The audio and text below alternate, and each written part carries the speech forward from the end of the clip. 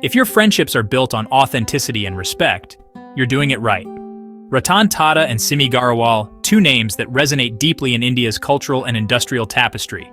Their bond? It's a story of mutual respect and shared journeys. Simi, the elegant actress and talk show host, found a true confidant in Ratan Tata, the visionary leader who steered Tata Group to new heights. Their friendship wasn't just about glitz and glamour. It was rooted in genuine connection and timeless conversations.